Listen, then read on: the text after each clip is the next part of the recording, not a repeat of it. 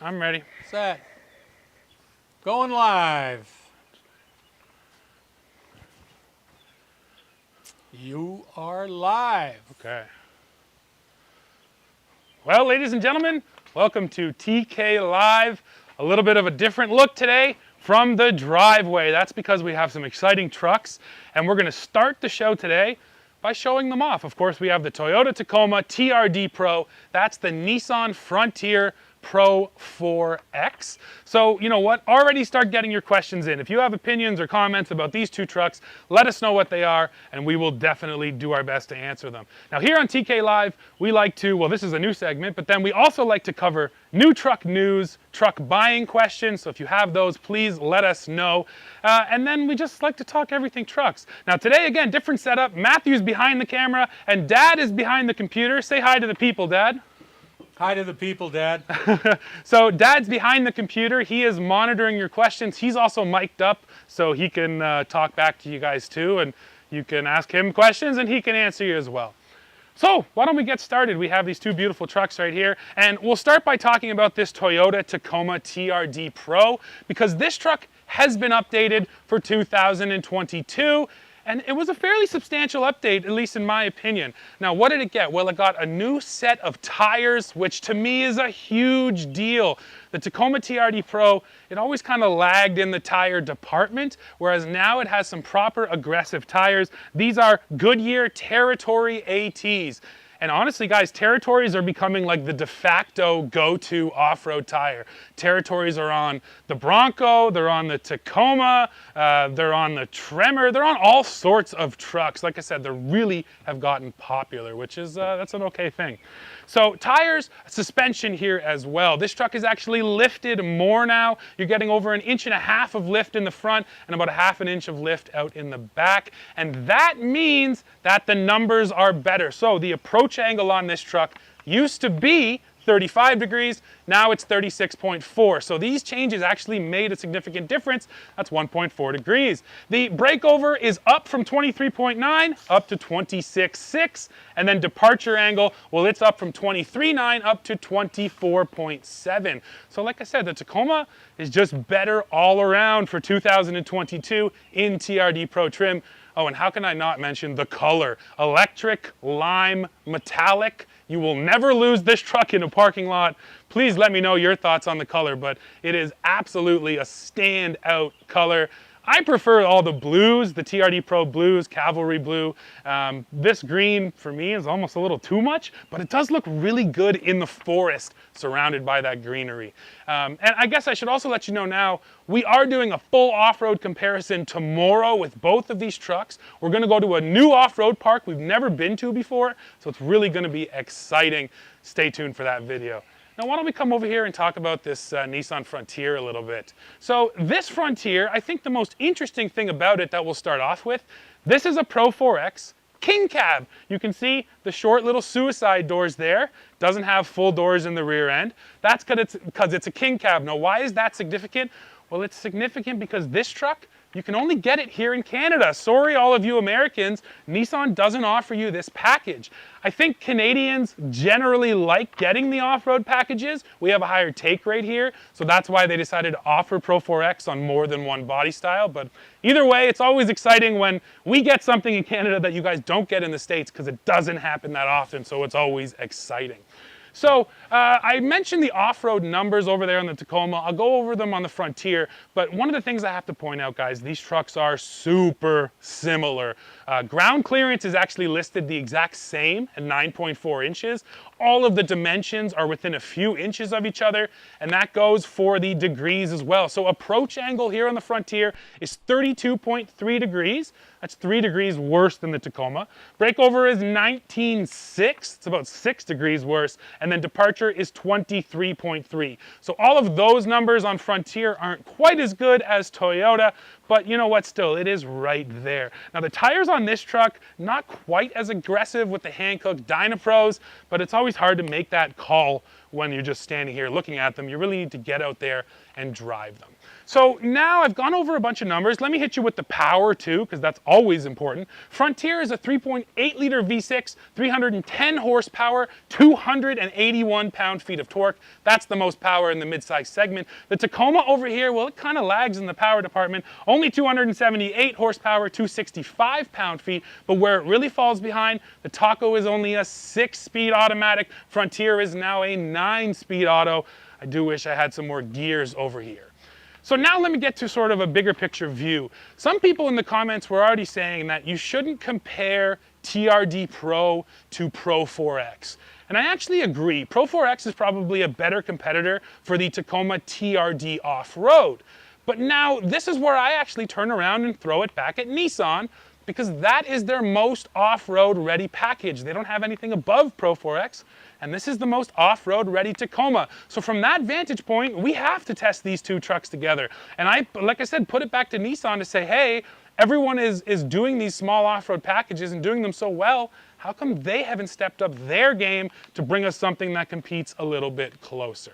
So yeah, the Frontier is definitely lacking in a few areas, but there's one big area where this truck beats out this truck, and that's with the price. This Tacoma, as it sits right here, is $61,000 Canadian, and that is more expensive than it was last year. Whereas this Frontier behind me, because it's a king cab, and yes, that is less expensive than the Crew, well, it's only about 47 grand. So when you consider the price difference, well, then you start saying, hey, wait a second, if I don't get all the performance out of that truck, I can live with it because I just saved a bunch of money. So these are all the questions we're already outlining for this comparison, because really we got to get out there, do the off-roading, and that's when the trucks really start to prove themselves or not.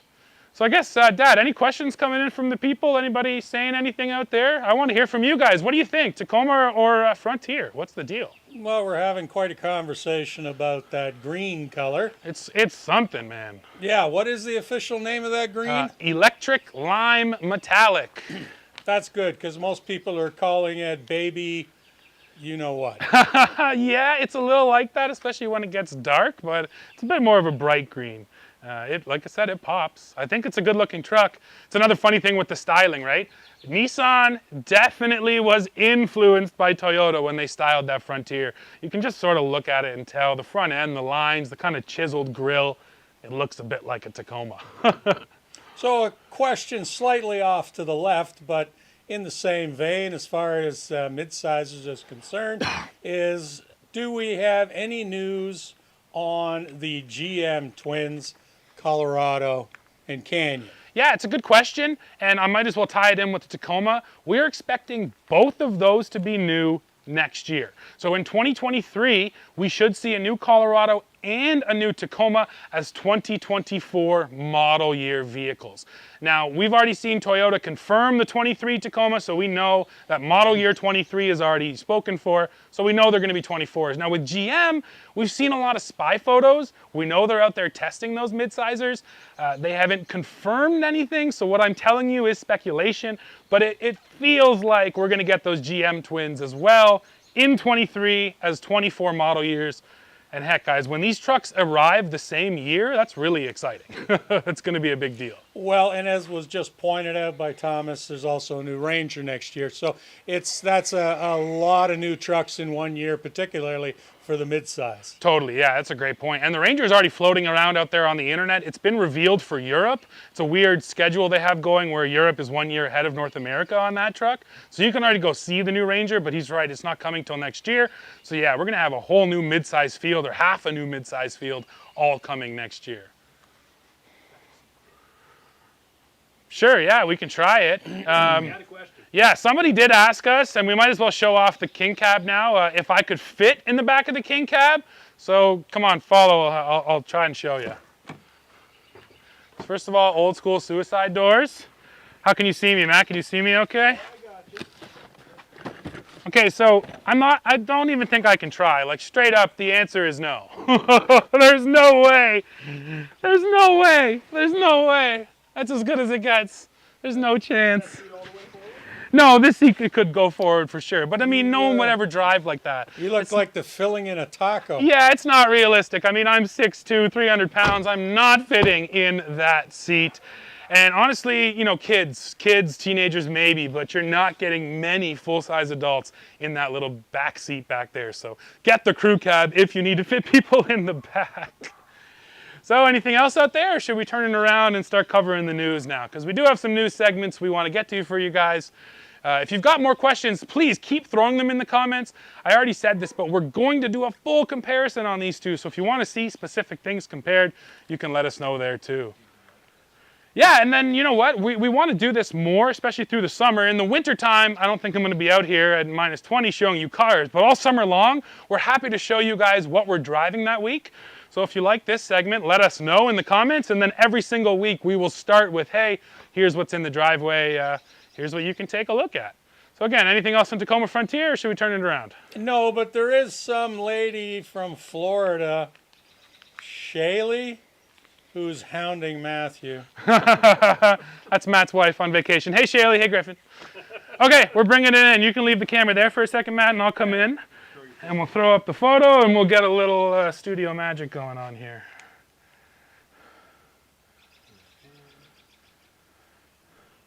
Okay, you're covered. Okay, everybody, so what you're looking at now is the Ram TRX Sandblast. This is the first piece of news we want to cover for you guys today. And essentially, Dad, it's a TRX special edition. They haven't done anything that's really substantial when it comes to off-roading, but I can sort of read out some of the enhancements, and you guys can keep on taking a look at the truck. So if you go for this Sandblast edition, you're going to get the Mojave Sand exterior color. That's honestly the biggest thing. Excuse the audio, we are closing the garage door. Blast doors are closing. Yeah, exactly. Yeah, so you're going to get the Mojave Sand exterior color. You're going to get 18-inch all-black beadlock wheels, a dual-pane panoramic sunroof, spray-in bed liner, cargo tie-downs, a bed step, LED cab-mounted brake light, and then inside you're getting light frost accent stitching, an embroidered seat, unique center console badge. Basically, Dad, they've built in all of the nice luxury things. This is a really well-appointed TRX, which has a unique color. And for this kind of truck, it's sort of like, you know, you want to stand out, you want to look cool. This is the kind of package you would bring to this truck. And now I think we have to get to the price, because that's truly what matters here. Well, and that's truly what the standout feature is. You're right about that. So in the United States, this Sandblast, $98,285. Here in Canada, we're talking about $126,575. So 126 grand. Now, it is a 702 horsepower truck, but that is still pretty wide. And we are back in the studio. How about that for a little movie magic? Yeah, looks good, cameraman Matt. Nicely done. So there's the TRX Sandblast for you. And now we can get on to our next piece of news. And this is maybe even more exciting. This is Toyota considering a small Maverick competitor. It's something we've kind of been inevitably waiting for, more brands to jump into this market, but now we have some actual news on it specifically. So this comes from Motor Trend, they're the source. They did an interview with Bob Carter, the Vice President of Sales for Toyota North America. And Bob told Motor Trend that one of the spaces we're looking at, and this won't be short term, is where the compact truck is going. You have Santa Cruz and Maverick already on the market, and it will be interesting to see the Scout. Today, we have the market well covered with Tacoma, but a compact pickup could be a possibility and something we continue to look at. Now, he went on to say, and this is cool too, if there's a customer that needs a rugged body-on-frame vehicle, we can consider that. Or if it's more of an urban use, less extreme off-road, then it would make sense to use TNGA. Now, that's the platform that underpins most of Toyota's mainstream vehicles. TNGA is Corolla, Camry, RAV4. Personally, I think that makes the most sense, right? Don't go body on frame. No one else did that. Stick with the unibody. But Dad, what do you think, man? How exciting is it to get Toyota into this, Ford Maverick space? And if Toyota, who's the most conservative of all the automakers, is talking about this, then you know that everybody else is going to do it. Of course, they're waiting for Ram. They're hinting at it. And, you know, Toyota, they see where the money's at. I think they're going to come. And as are a few others, people you might not even expect. Toyota will come to the market and they'll do like they always do. It takes forever to bring a product out. Yeah. It almost feels old by the time it gets here. Yeah, you're right about that. If they do wait too long, they're going to miss out on quite a bit. But Toyota has such a good name in small trucks. Exactly. And they'll sell every one they build, so don't kid yourself. Yeah, you are right about that. Because again, Toyota small pickup trucks make sense. Nissan in small trucks would make sense too. Although I don't think Nissan is really out there developing a ton of new vehicles right now. Sadly for Nissan, they're just they're not killing it these days on the new vehicle front in terms of just freshly redesigned stuff. They need to get some stuff sorted out before they grow into new segments. But I'd love to see a Nissan micro truck as well to compete with maybe a Toyota and a Maverick, right? Well, and I think here's the one from left field. I've been in other parts of the world where I've seen all kinds of small, compact pickups, Chinese pickups, okay? In other markets where they're not as picky as we are here, and I don't see why they don't let them in. It could happen. Yeah, you're right about that. Absolutely. Again, we want to hear from you guys. What do you think about a small Toyota Ford Maverick competitor? I love that this segment is growing. It's an exciting small truck segment. The Maverick is, you know, it's legitimate. It's not just a little pretend truck. So I'm happy everyone's getting into these spaces. And as cars go away too, right? We need more trucks. What's going to replace all the cars? Small cars are disappearing at a rapid rate. There's so few you can buy anymore. So Small crossovers. they're being. You're right. They were already replaced by crossovers. Sedans are a thing of the past. Yeah. So it's a little late to the party, but we did get a question specifically about those two trucks we were Yeah, just looking at. sure. Let's do it. Jose Lopez asked us, is the Tacoma or the Nissan more comfortable on the road? I mean, you guys have pretty much driven them on the road thus far. Totally.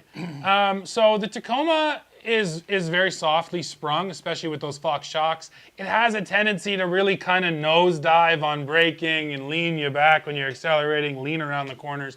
It is a plush ride though, right? So you're giving up some of that sort of stiffness, that confidence, that nice feeling to go for the softness, because when you go off-road, you want the suspension to eat things up. On the flip side, the Pro-4X is softer than a standard Nissan, but it still feels almost like a regular Frontier, and that is to say it's really good. That truck doesn't have all the nosedive and body roll the Tacoma does. So which one is more comfortable depends on what you prefer in terms of your driving style, what you like to drive.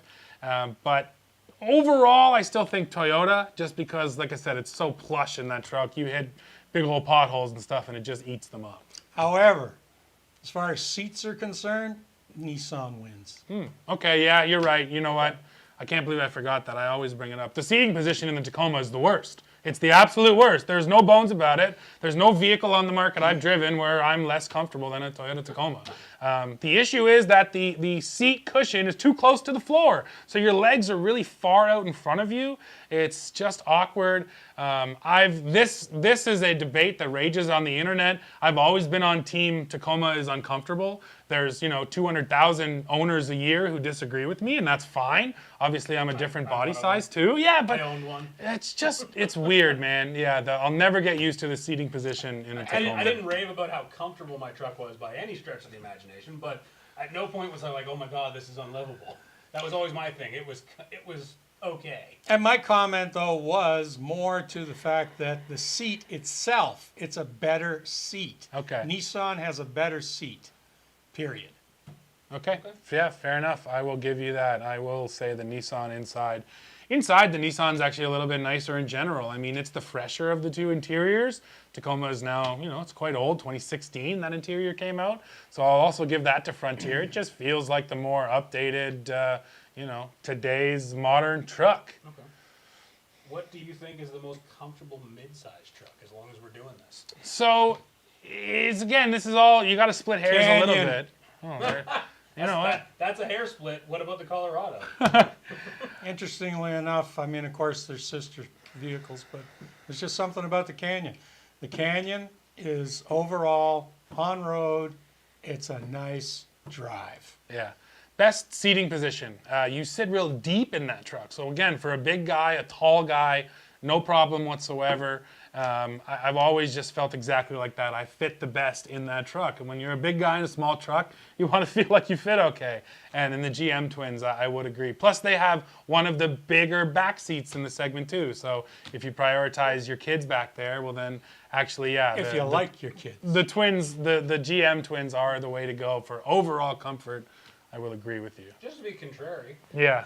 I really like the Ranger. When we had that Splash Edition or Splash Package one for the week, I really like how comfortable that truck is. That's the first time I've spent any length of time in that vehicle, and I did find that one very comfortable. And not technically a midsizer, kind of competes with midsizers, but the Honda Ridgeline is very, very comfortable. Yeah, I almost forgot about the Ridgeline, which, you know, sorry to the Ridgeline. It's true. It's not technically, but it kind of No, it is, and it's so comfortable. Yeah. In the way it drives, in the way you fit in it, everything. The back seat's huge. Like, everything about the Ridgeline is just pure comfort. Yeah. Just don't try to, you know, go off-road or do anything too intense with it. Alrighty, back to the news. Yeah, sure. I mean, we only got one other story I really wanted to cover today.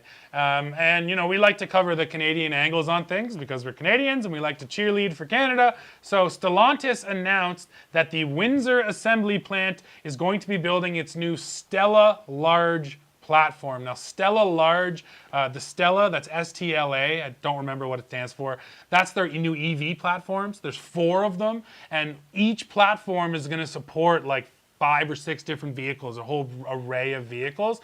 And they've just announced that Stella Large is coming to Windsor, Ontario, which is exciting. And just to give you a sense of what that is, Stella Large is going to underpin a long-range luxury sedan, an all-conquering muscle car. This is Stellantis language, not mine. Yeah. A heart-of-the-market DUV, or crossover, a heart-of-the-market SUV, a very capable Jeep off-roading white space opportunity vehicle, as well as a new mid-sized truck. Yeah, so like that's a ton, That's right? a lot of info, too. Right? So Stellantis is planning all kinds of things. We've heard about the mid-sized truck, the Dakota, forever, but now we're at this weird point with electrification where it's like maybe they were thinking about bringing out a Dakota and now they're like, why would we bring out a Dakota with a gas engine? Let's just push it 2 years down the road and bring it out as an EV. And I think that's what's happening to a lot of products right now. So, you know what? New Dakota sounds like it's coming. And then an all-electric Jeep that's not a Wrangler, but is going to be Wrangler-like? Like, that sounds crazy. What is a white space Jeep? Forgive my lack of marketing knowledge here. White space is the term they use when they identify a space in the market that isn't covered. Where they say nobody is serving this audience. They call that a white space. Yeah, even if it's a really slim space. Yeah. Because what hasn't Jeep done? Yeah, right? And the question is, what does Jeep do? They've already revealed the one small electric Jeep. So do they go bigger than Wrangler, smaller than Wrangler? Yeah, I don't know either. But that's interesting and exciting. And they've been building all electric Wranglers for a few years now for the Moab Easter Jeep Safari. They keep on rolling out that electric Wrangler concept. I think it's been 2 or 3 years now. So they're definitely looking at electrifying that thing. But the whole point of this story was yay for Windsor, getting new production. And then, guys, they also mentioned Brampton. That's our hometown. Shout out Brampton. That's where the Challenger and Charger were built. All they said about Brampton is that something is coming, but we don't know what yet. So, you know, we're happy to hear that there's some domestic production staying because in Ontario. They were building the oldest vehicles in the lineup. Yeah. And only those. So Yeah. I'm sure the boys up there were a little nervous. But there's life at Brampton yet. Yeah, that's all exciting stuff. And that was all I really had for news this week. It wasn't the busiest week in pickup trucks. So keep on throwing your questions out there. I know we got a couple over there, Matt. We do indeed. I mean, a lot of people have been debating amongst themselves about seat comfort. Sure, and just all such. talk amongst yourselves. I mean, like, why listen to us? Yeah, someone mentioned the Maverick is killing it with sales and that dealers can't get their hands on one. And to that vein, we've heard that story constantly. We keep reviewing Mavericks, telling everyone how good they are, and then everyone's like, yeah, but you can't buy them. And we actually have somebody who's going through the process right now of purchasing a Maverick, and we plan on covering that in a future video where we're going to talk to him about what was your process like? What was the dealership like? Was it hard to get your truck? Did they order you the truck? Was it sitting on the lot? Yeah, because car buying and truck buying these days is dicey. Yeah, well, and particularly if you're ordering a hot commodity like a Maverick. And The gentleman in question, he hasn't got his truck yet. He's hoping to have it in the next 2-3 weeks. I talked to him, and basically when he gets his mitts on the keys, it'll be almost a year since he ordered it.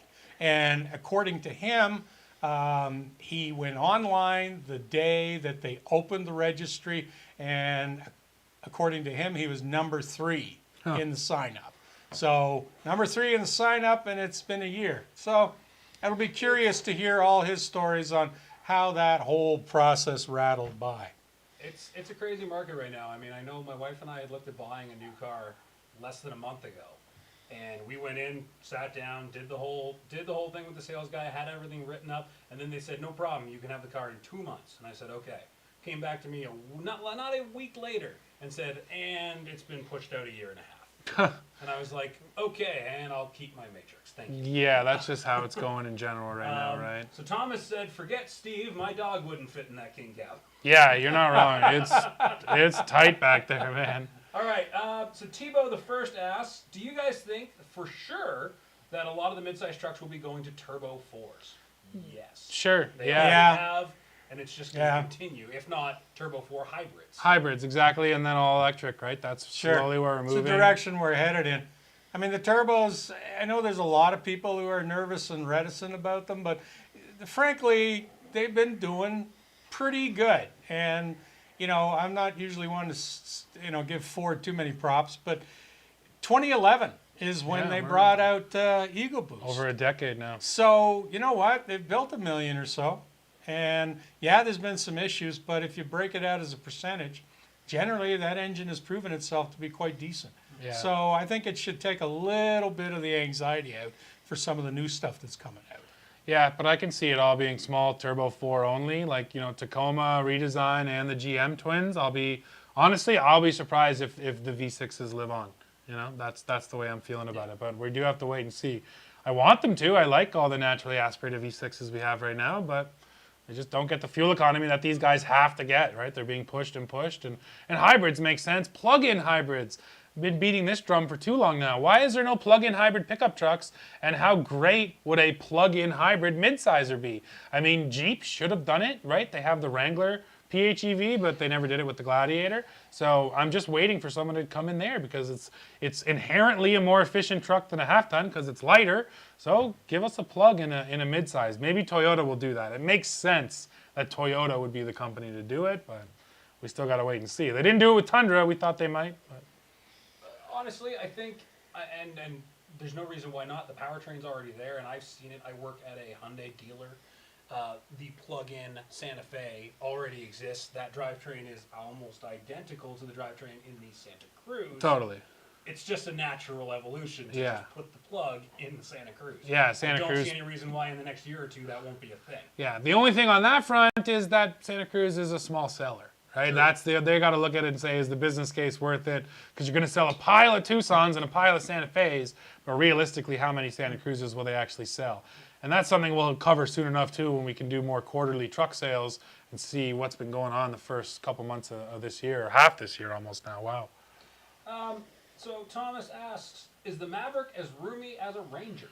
So Thomas, great question. The Maverick, roomier than a Ranger. The Maverick has a larger back seat than the Ranger, which is wild. Yeah. I think Ford spent a ton of time making it feel really roomy inside. Like, I think they found the biggest dudes they could, like me. They put them in there, and they made sure that they could fit. Because, once again, you don't want to get into a small truck and feel like you're cramped in there. Dad and I did a video where we compared a Maverick with a 2011 Ranger. It was right around 2011. Yeah. And yeah, in that old 2011 Ranger, we're rubbing arms. You feel the whole cab coming in like this. There was no time spent in that truck to, let's make it roomy for the occupants. No, it was Maverick the design doesn't feel feature. like that. It was rounded. Yeah. Windows and doors come in like this, so you've got that kind of tenting effect.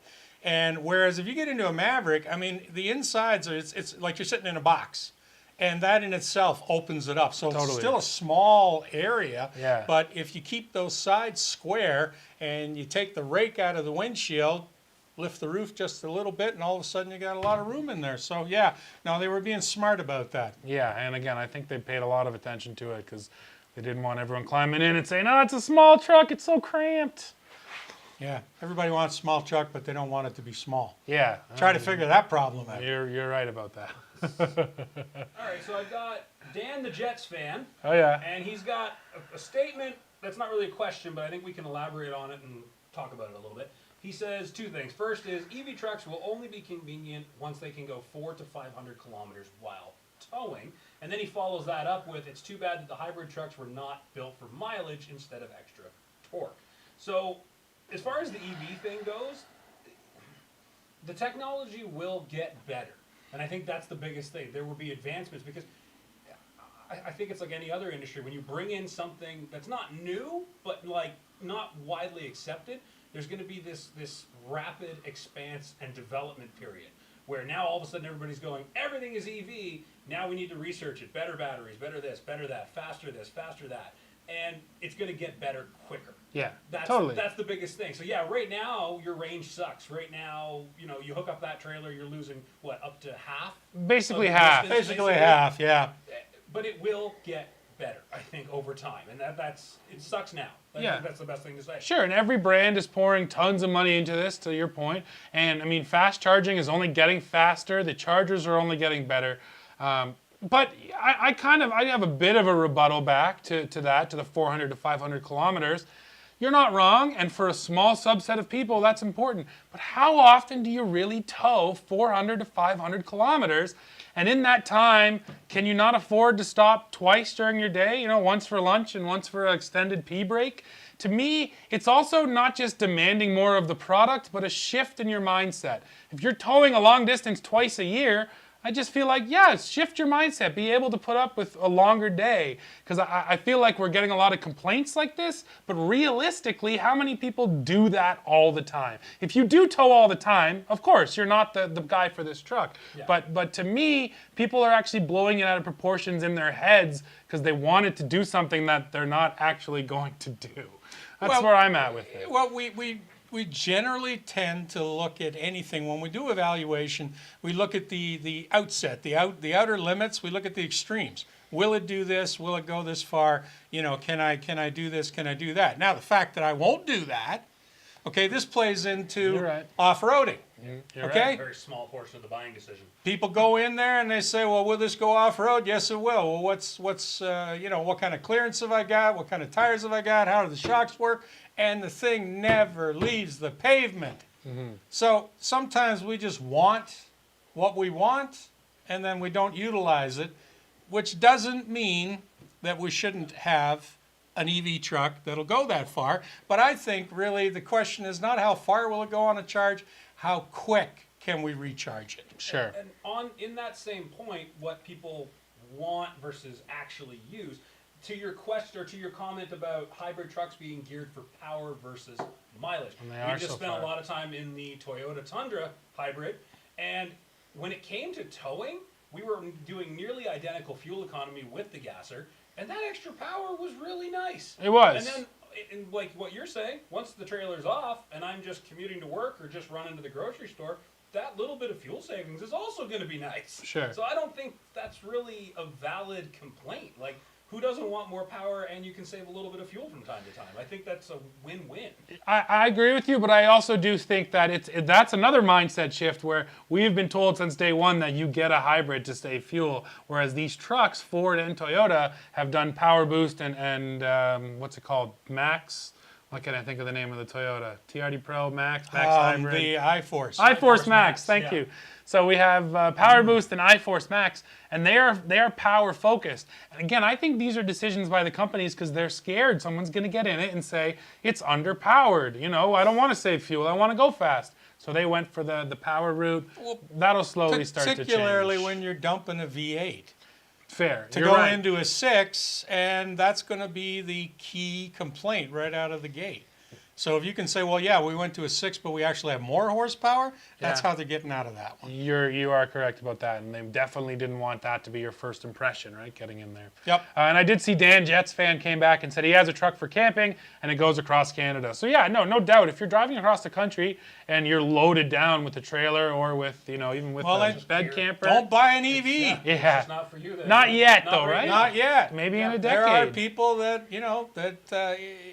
you buy according to your lifestyle. Yeah.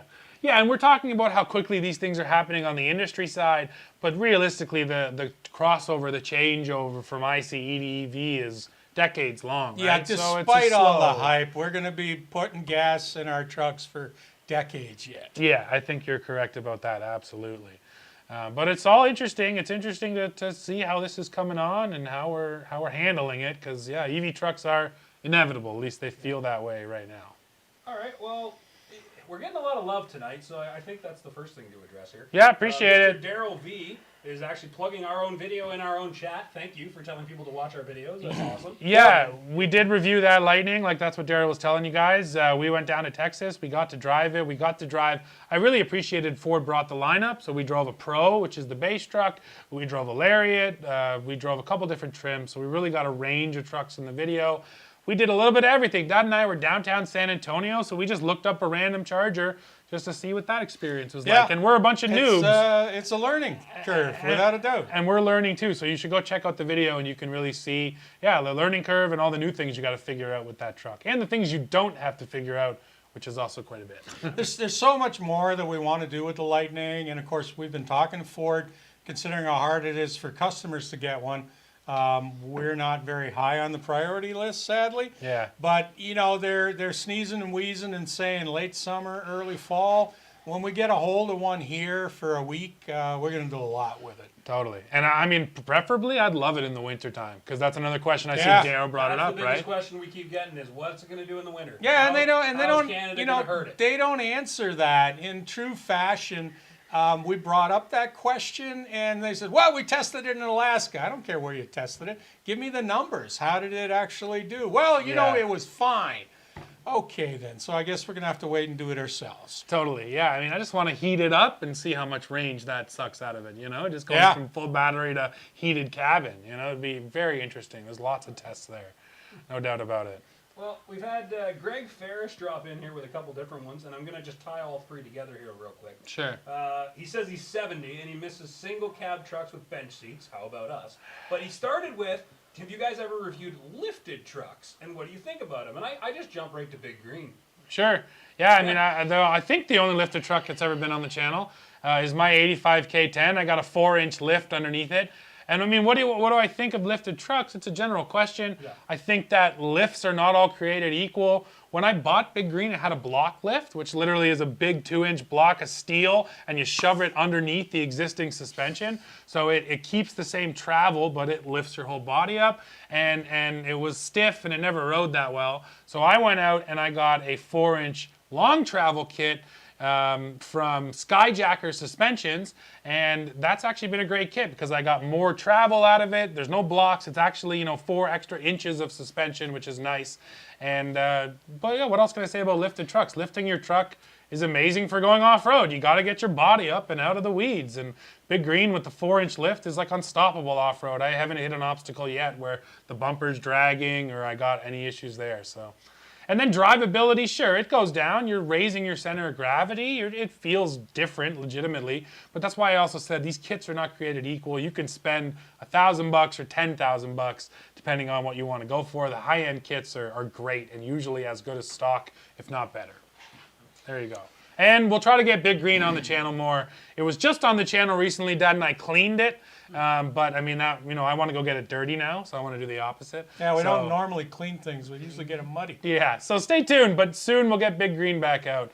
But that's my 2 cents on lifted pickup trucks. Alrighty, TC asks, and I'm going to condense this one just a little bit, who makes a better V6? He asked for power efficiency and reliability, the GMC 3.6 or the Pentastar? I'm just going to say, in our opinion. Sure, of course. I don't have any data to back this up. I think the Pentastar, and that is, you know, based on just what I have heard. I have not heard of a lot of issues with Pentastars. I mean, I know they've built so many of them. I wonder which one's been built They're more. in so many products, and Pentastars, you know what? I'm going to go out on a limb here and say 15 years in production now. It's a long time. And like I said, so if you just simply go by number of units built and the number of products that you find it in, the 3.6 GM, I got no issues with it either, don't get me wrong. But there's, I think for sheer numbers, I think the Pentastar probably. Yeah, yeah, I would agree with that. And I mean, again, this is totally just one little bit of information. This is not data whatsoever, but I knew someone who had a GM 3.6 that blew up on them. So once you know somebody who had a blown up engine, you never feel great about it again. Again, I'm not presenting that as data. Not saying it's bad, but it happens, right? That's what colors our experiences with engines and with vehicles. If you get one that goes bad, well, that's just automatically bad forever. Yeah. Rob, hi, Uncle Rob. Yeah, Uncle Rob Rob's O'Brien. watching. I saw. What about just a 2-inch front lift to level my Silverado? Sure, leveling kits. Kit. Yeah, Looks that's good. the easiest. Yeah, you get a straight up steel block leveling kit. You drop the 2 front struts. It just slides in, mounts right on top. Bolt that back up. Bing, bang, boom. Have a nice day. Now, to be Level her out. $1,000, Matt will do it for you. yeah, there you go. Case of beer. To be fair, the only thing about 11 clit I always think about is that, of course, the rake is built into a truck to accommodate for payload, right? Once you start putting stuff in the back, you're not going to be way up in the air. At least that's sort of the idea, right? Help you out a little bit with that. So if you are leveling it, then once you do load up your back, if you're ever loading it to max payload, well, It'll you drag. might, yeah, you're going to end up with a low butt, saggy butt, and maybe a higher nose. So it's the only thing to keep in mind. But if you're not going to max payload, that's not an issue. And leveling kits look nice. They just look cool. They make the truck look a little tougher up in front. What else? There we go. Where was it? There, I lost it. Carbon fiber. I read that backwards. What do you guys think about the F-150 standard cab with a V8? And I mean, I don't really know. It's a unicorn, man. That's a unicorn. A very undersold truck. Like, there's not a lot around if you can find one. I wonder if you can even order that outside of a fleet application. Yeah, especially these days. I mean, with the V8, Yeah. you probably can, but you're right. If the dealer's going to want to order it for you, that's always questionable. You're not going to find one on the lot. You probably guaranteed. won't find one. It might even just be a fleet option.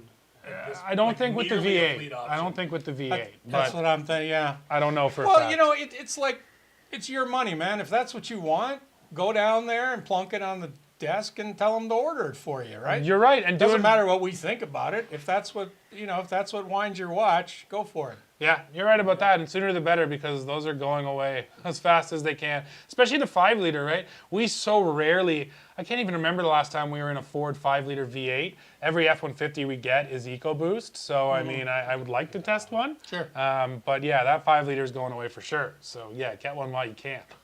Alrighty. Nate asks, what do you guys think? It's a tough one. What do you think about the longevity of the 22 Frontier? I mean, obviously, we're still in 22, but if the last gen Frontier is any indicator, and this one is not too far afield That's the key. from the last That's one. the key. This is not that different. So we have a new powertrain we're dealing with, and there's no doubt there could be issues there. But even the powertrain was in the old body style for a full model year before it came to this body style. Yeah. So they even got some info on the powertrain.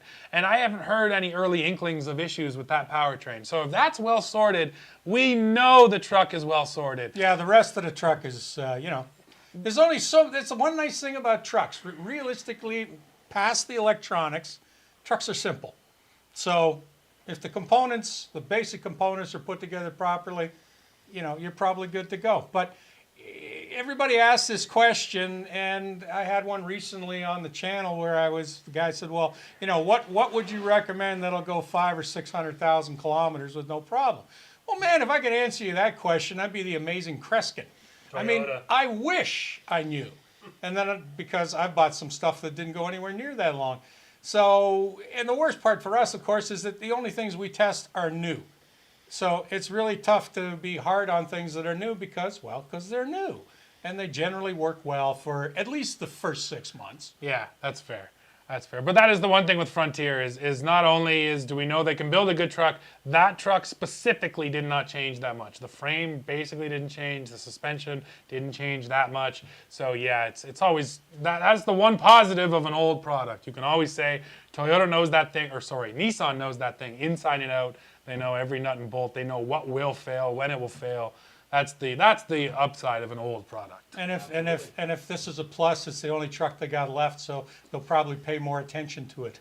Yeah, fair enough. Yeah, pour one out for the Titan, especially here in Canada. And I still can't see the Titan going beyond 1 or 2 more model years in the U.S. Yeah, not much longer. They're going to try to sell all the ones Some they kind got. of electrified rebirth or something weird. I don't don't even see that. I don't see it, right? Nissan's not stretching right now. They're not pushing into new things. They're trying to just do what they do and do it well. That's it.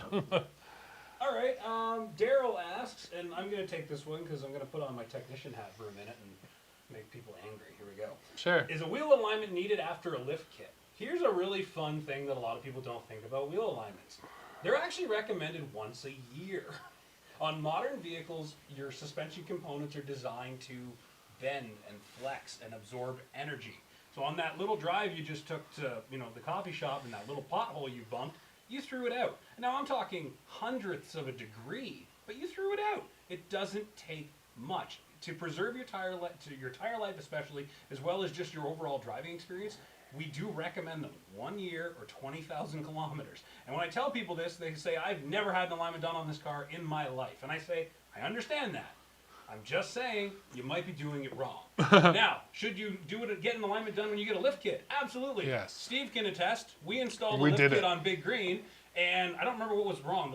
My alignment rack wasn't working or something that night, so you just drove it home after we finished. Yeah, Your steering wheel was 90 degrees right? I do remember that now, yes. For some reason, we couldn't do the alignment, so I had to drive it home, and yeah, the steering was all cocked out of place. Because, yeah, installing it all, if it's just not perfect, you're not going to get it properly aligned, right? It doesn't take much to throw one on. And then I went back to the rack the next day, and we got it cleared up, and it's been good ever since. But I noticed it in that truck especially. I don't know if it's because it's an old truck, but every time I go off-road, I get back on-road, and I'm like, the wheel feels a little further over than it felt before. So, I don't know, again, if it's an age thing, but I notice it in Big Green. It just doesn't take much. And there's a lot of these littler maintenance items that people don't think about. Sure. Like when I recommend an alignment, with a wheel bearing replacement or a suspension replacement, people are like, oh, yeah, that makes sense. But when I'm just trying to recommend it as preventative, oh my God, the hate I get. Sure, because they don't want to spend the money. I sold a guy when it's not necessary. $1,500 set of tires on a brand new truck the other day, and I said we should do an alignment to protect your investment. I tried to explain that to him, and the murderous rage I received over the counter. It's tough to flip people's thinking, and I look at you a little bit. Have you done alignments regularly on your vehicles your entire life? It's because you work at a dealership, and I wouldn't trust you either. That's the problem with the dealership, right? And it is a hard, Matt, you live the struggle every day of like recommending what is right and proper, not trying to rip people off, but then also dealing with people who think you're constantly trying to rip them off. And if I get it on That's the rack, a hard one. And if I get it on the rack and it's all green, I say you're good. Have a nice day, no charge. It's all good in the hood, but it is recommended. Okay, so yes, get the alignment after the lift kit. Always. And once a year. There you go. There you go. Tips from Matt. I've been scared to read down here yet. See if anyone's arguing.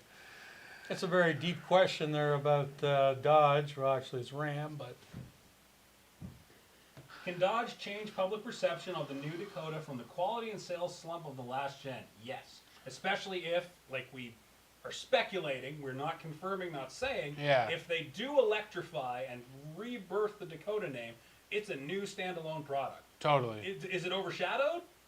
Maybe, but I don't think it's going to be enough to hamper it. Yeah. It'll be so different, it shouldn't. I also think there's something to be said for if a vehicle goes away long enough, a lot of people are not even going to have an association with the old Dakota. Like anyone who came of age while the Dakota wasn't around, well, they're not going to know what that old one was. And Dakota's been a decade now or longer, right? Longer now. So it's been gone for long enough. It's been gone for a while. Of course, if you're of an age, I remember Dakotas too, but I think that it's been gone for long enough that people might just not remember what it was like. Well, and I've said this before, and I'll throw it out there again, is that Ram has got what's called the D60, which is a small pickup, which is sold in Mexico, Central America. And there's another one, the name escapes me right now, but it's sold in Brazil. So, quite honestly, they don't need to start from square one. Right. They've already got some stuff out there, right. And they may choose not to go with the Dakota name at all. Well, that's the thing. Those are more like compact trucks. So the question would be... That's where I think they're going. It? I think what you said earlier is right. I think they're going to skip over the midsize entirely because that is now actually becoming a competitive market. Yeah. So if you're looking for easy pickings, go to compact. Yeah.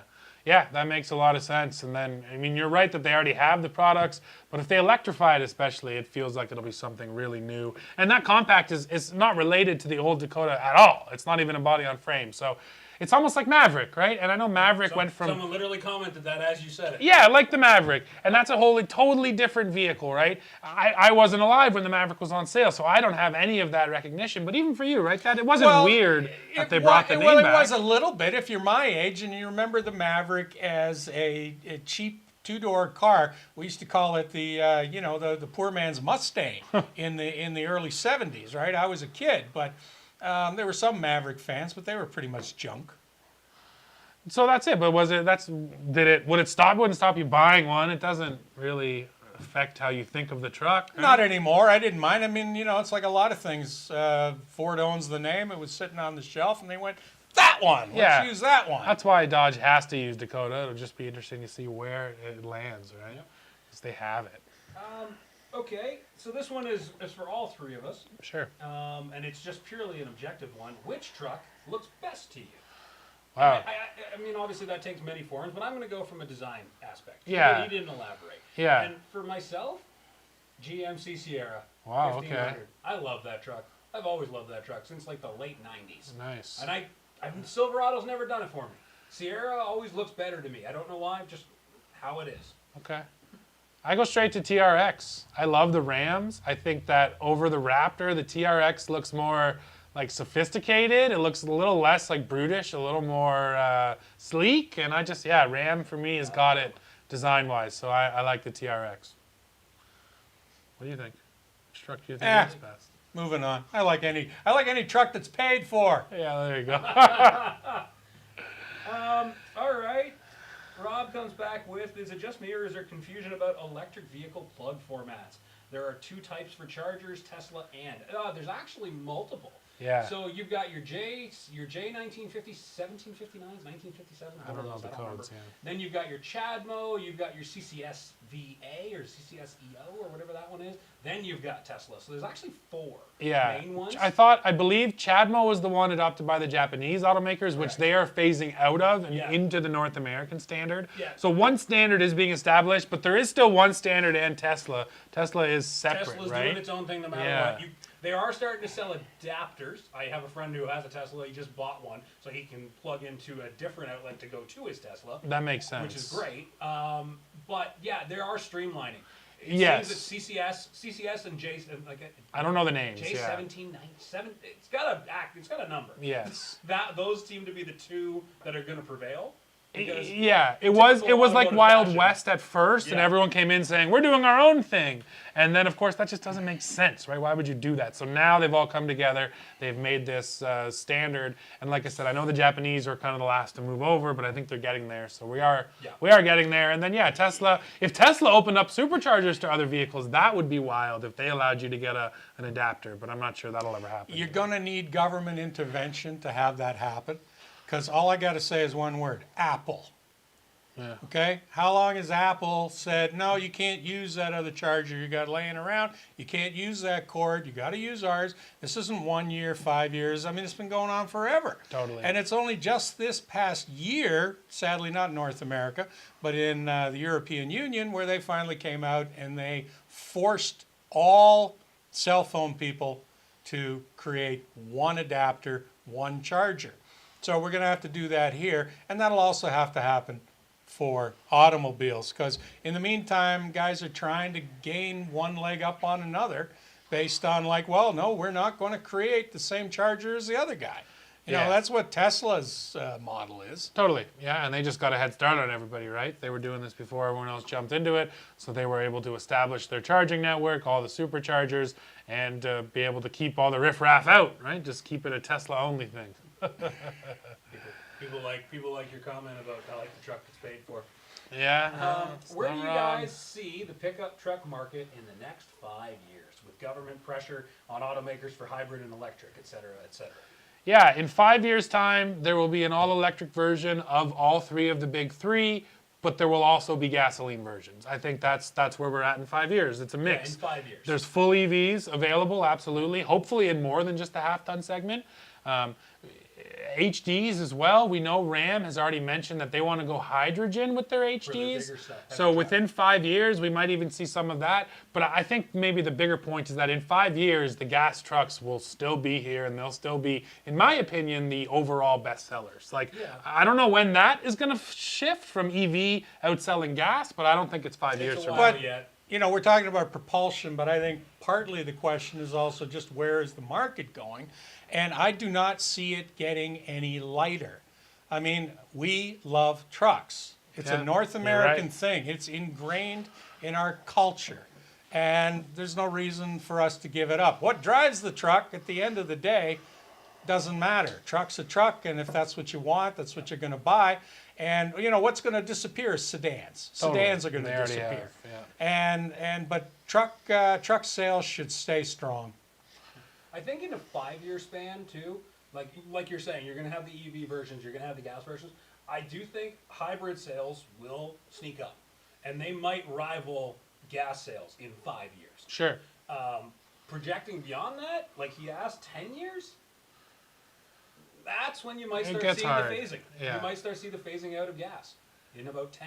I think that's fair based on maybe. I mean, that's what all the governments keep saying. Targets. Yeah, that's what all the governments keep saying, that by 35 they're not going to sell any more gas vehicles, right? Yeah. So that's the question. That's the other thing, is that this is, it's very much being shifted by government regulation, and there are people pulling strings here and shifting this market. I'm very interested in that, because it feels more like a top-down shift than a bottom-up shift. It's not everyone clamoring for these EVs. It's governments and automakers around the world moving more towards it in an effort to become more sustainable, which I think we all applaud. Is it more sustainable today? Well, I don't know. Where's your power generated from? If it's sustainable power, well, then you're doing great. If it's coal power, well, then you have achieved nothing. And that's another big question with EVs in general, right? We want to buy them to save the planet, but if we can't make our power generation cleaner, then it doesn't really matter. Yeah. So that's a whole other ball of wax we don't need to dive into. These are big head arguments. Listen, all you really need to know at the end of the day, follow the money. Yeah. Who profits? And that's the direction we're headed in. Yeah. I see a question there from Dan. He mentioned the Chargers in Northern Ontario. Dan, I encourage you to go on Google and look up the AJAC Eco Run. So AJAC just finished its Eco Run, where they take a whole bunch of EVs, and this year they did it in Ontario. AJAC is the Automobile Journalists Association of Canada. So they took a dozen EVs and they ran them from Toronto up to Tobermory, across the ferry, Manitoulin, and then they came down through Sudbury. So all of the Chargers along that route, they detailed them. There was like a dozen journalists there. So should be tons of stories. Look up the Eco Run. There are Chargers. I don't know how many, but I know they're up there. And in addition to what Steve said, Petro-Canada has committed to putting in EV fast chargers at every station they have across the country by the end of 25, I believe I read. Yeah. So where's your local Petro-Canada? Yeah. You'll have one. And that Not makes yet, sense. but it's coming. That makes sense. And then we got Rowdy Dude. Hey, thanks, Rowdy Dude. Thanks for the tip. We'll take the money. So he asked, do you all think Ram or Dodge will ever bring back the Ram Charger, especially with the return of Bronco? I mean, it's certainly a recognizable nameplate. Yeah, and it would be... It may not look like what you remember a Ram Charger being. However, they own the name, and I don't see why they wouldn't. Ram is really good at mining its own history. They constantly doing the throwback thing. So, yeah, they've got some opportunities there for sure. The only question or problem I see there is, you mentioned Bronco. Of course, they have the Wrangler. That's their baby. It's Stellantis. They wouldn't want to do anything that would jeopardize Wrangler sales or cut into Wrangler. So it would have to be significantly different from a Wrangler. It would have to be like an off-road Durango. Dakota, yeah, I was going to say more towards the Durango. Yeah, something like that. Some version of the Durango. Chop the Durango down a little bit. Yeah, or if they bring back this Dakota, adding a SUV back on just adding it back onto it. Yeah. Yeah. Yeah. There's no doubt. Like I said, Ram Charger, great name. It's been retired since, what, late 80s? Well, no, they brought it back. When you get a Ram today and you get the wireless cell phone charging, it's called the Ram Charger. Really? Yeah, right on the wireless cell phone charger. Oh, the Ram Charger. Oh. Yes. That's cheeky, but it's good. Yeah, just on the right on the little pad for the wireless charger. I missed that. I thought that was smart. All right, Dan Crescent asks, would you guys consider doing towing tests in winter? We do. Yeah, I mean, we definitely do. have, Yeah. Dan. Yeah, we tow as often as we have to in the wintertime. Our trailers generally get buried, and we're not up north at the testing site to always keep them clean. So yes, in like late February, we kind of stopped towing the concrete around. Yeah, till around April. It just straight up gets pretty tricky. But we do our best to keep the towing tests coming. We did a bunch of travel trailers last winter. The Maverick we did in the wintertime with the travel trailer. I can't remember more off the top of my head. TRX we did in the winter. So there's some up there. Yeah, there's 5 or 6 tests on the channel. You'll see where there's lots of snow on the ground. Yeah. Which, like I said, is not always by choice. It's more just that's what we have to do to keep the content rolling all year long. And I appreciate you said, pair up with some snowmobiling YouTubers. We're going to keep on getting sleds. We want to be the snowmobiling YouTubers. We want to be those guys. And the worst thing is I know those guys. I don't want to play with those guys. So yeah, we're going to try to get some sleds, and we can test some electric trucks with some electric sleds. Electric sleds, it's coming. It's coming. Yeah, that stuff's coming too. Well, ladies and gentlemen, I think we're pretty much wrapped up for TK Live for today. I haven't plugged this yet, so I'll do it now. If you guys have questions, send them to our email. We're at hey@truckking.ca. That's HEY. Whatever you want to find out, ask us about it, and we'll be happy to answer. If you have truck buying questions, we do our best to answer them here during the live show, and we do our best to do the live show bi-weekly. We did have a couple issues yesterday, so sorry for anyone who was waiting for us, and thanks for watching tonight. We really appreciate you guys tuning in. As always, we welcome your comments, so leave them below. Anything else? Reach out, because we're full of opinions, particularly me. Yes, you're right about that. Thanks, everybody, for watching tonight. All right. Yep. Thanks, folks. See ya. Have a great day. Have a good weekend.